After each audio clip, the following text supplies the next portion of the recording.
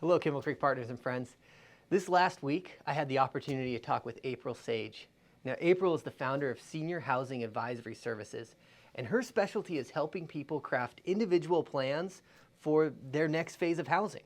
Now, whether that's senior or age-based communities or more intensive memory care options, April had a wealth of experience and insight. She was really fun to talk to, and it was very informative. I wanted to record some of our conversation and make that available to you as a resource. I mean, you know how much we like planning, and we always think it's good to be thinking about the next steps. We broke our conversation down into 3 parts to make the videos a little more digestible. It starts with lower levels of care where it's just kind of an age-based, fun community to be a part of, all the way up to more intensive solutions where you need like a skilled nursing facility.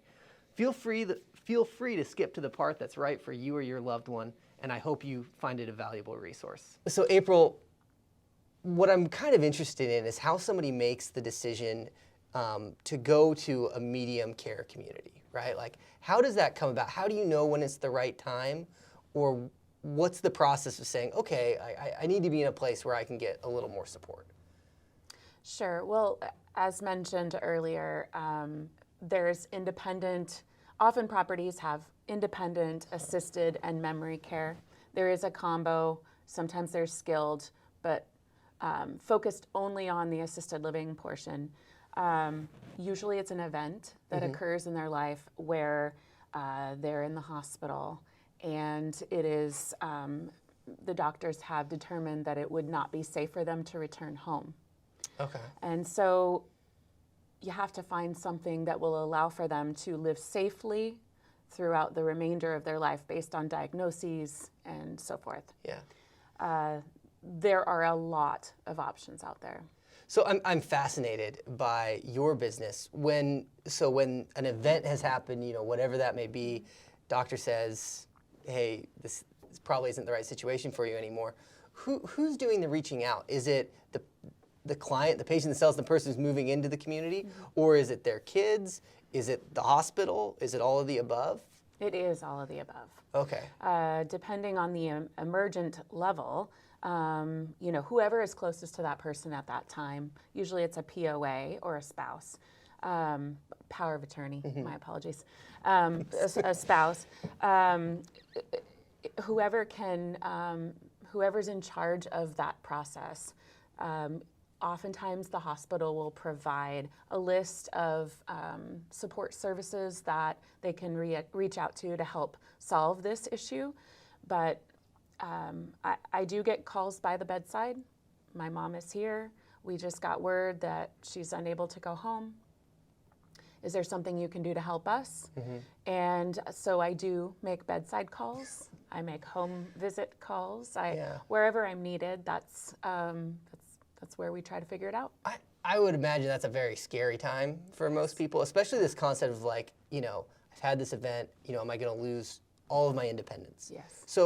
So how do you help people, how do you help people get the care they need without having, a total loss of their life?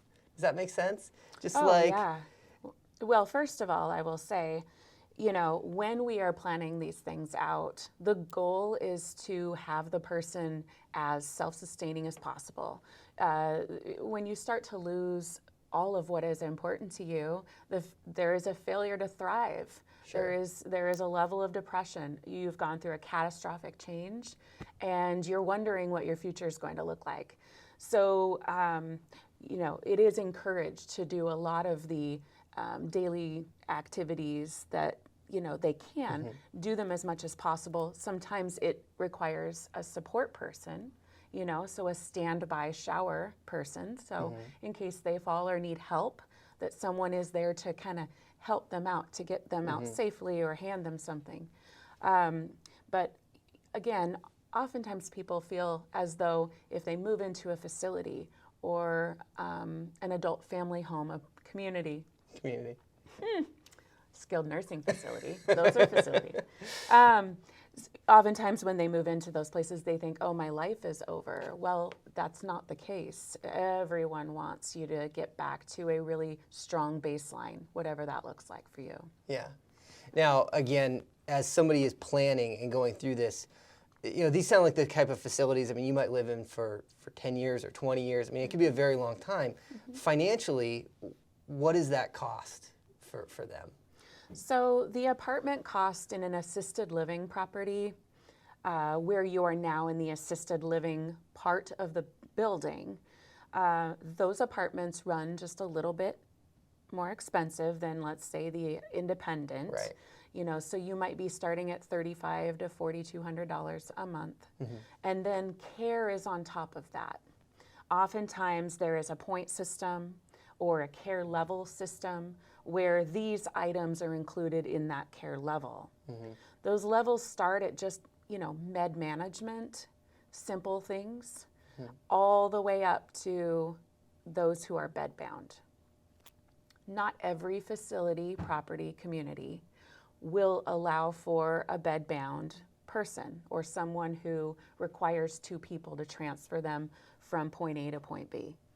So it's important that we ask those questions, because in the moments where we are considering different opportunities of where to live, we need to evaluate, will I have to move my loved one in the future?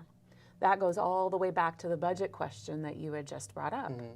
It is very important and a main focus for me to ensure that, and I'm conservative, that budget meets all of their lifetime goals, even if it's 15, 20 years later. Yeah.